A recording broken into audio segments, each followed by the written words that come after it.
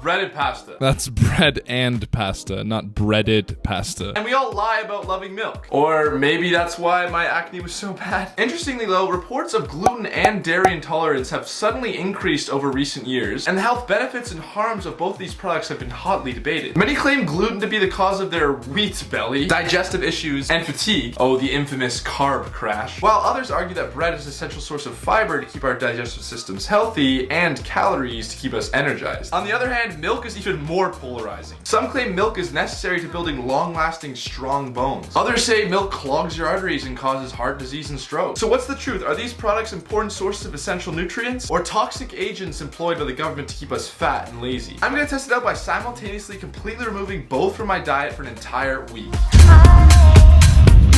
Now, this is no wasted challenge by any means. I'm not someone who tries to avoid these products in any way. In fact, I combine the two in some of my favorite meals. For example, every single morning I have avocado toast with a protein shake made with yogurt and milk. Oof, and whey protein too. I have to find a new protein. Those will be missed. Furthermore, one of my favorite places to eat out is Subway Sandwich, where I get a 12-inch BMT with chocolate milk and cookies. And we're just breaching the stratosphere with this stuff here. We haven't talked about Cheetos, Oreos, burgers, pizza. Hell, I even put milk in my coffee at Starbucks every time. This already feels weird getting just black coffee and no milk.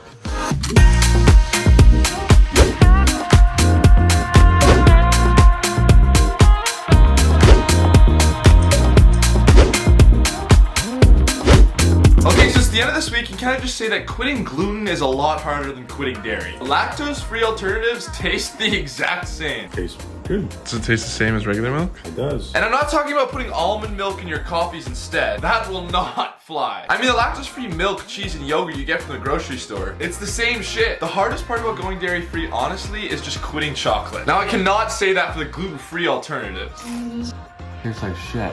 And I feel bad because clearly a lot of research and effort has gone into creating something that's essentially the same. Like, look, they've got bread in the freezer. I thought it was a fridge at first. No. There's waffles at the bottom. They've got vegan baked goods in a freezer. That's a little concerning. And it's also a lot harder to go gluten-free because of the cross-contamination risks. Like this week, I honestly found a new appreciation for people with celiac disease because going out, there's very limited places where you're completely risk-free. At least that's what it seems like. Like, society has seemed to accept dairy-free, but not quite gluten-free yet. For example, I couldn't get anything at my beloved Tim's except for a damn hash brown, although it is a bakery technically. Ain't no way I'm getting a soup. Which is weird because of the two intolerances, milk sales have actually plummeted in the US due to self-diagnosed lactose intolerance. While gluten intolerance is probably more of a legitimate issue, but gluten in the modern diet has continued to soar. But although going dairy-free is easier than going gluten-free, that's not to say that both of these products are perfectly capable of sneaking their way into foods that you wouldn't have expected. Like pickles, supplements, and lipstick. There's gluten in lipstick. And then to be entirely honest with you guys, there was a moment where I completely forgot I was on this diet and took a sip of my dad's beer and realized to myself, like, if I was actually celiac, I would probably die tomorrow. Oh, can I just not consume any beer? Cider it is, I guess. So I went to the bathroom and threw it up. I'm kidding. Now, I would like to take a second to address that the tides have certainly changed. It's still unfortunate that society hasn't fully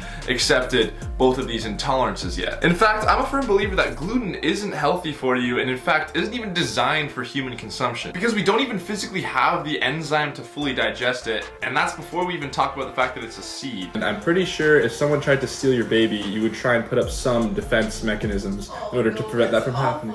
No, like that, no. Don't you think nature would eventually design mechanisms to help plants protect their offspring? Our predecessors never ate that shit. Now we're eating it like no tomorrow, and all of a sudden gluten intolerance has skyrocketed. Coincidence? Anyways, in conclusion, after going gluten-free and dairy-free for an entire week, I can attest that this is not a fad diet, and you probably will naturally eat healthier and feel better on this diet. The reason being, it's harder to find junk foods. In fact, when you can't eat chocolate or baked goods, I feel like you generally move away from processed sugar to more natural sugar. Pair that with the difficulty of going out to get food, and you'll probably end up losing weight. Although I must say, if you've been on the diet for a while and you've been able to find the poisons that you can eat, you can just overindulge in those areas and the diet goes from healthy to unhealthy. So it's not like the keto or carnivore diet where you're forced to go through changes. Anyways guys, hope you enjoyed. If you learned something new, hit that like button, and if you're new to this channel, check out my other videos and then maybe consider subscribing.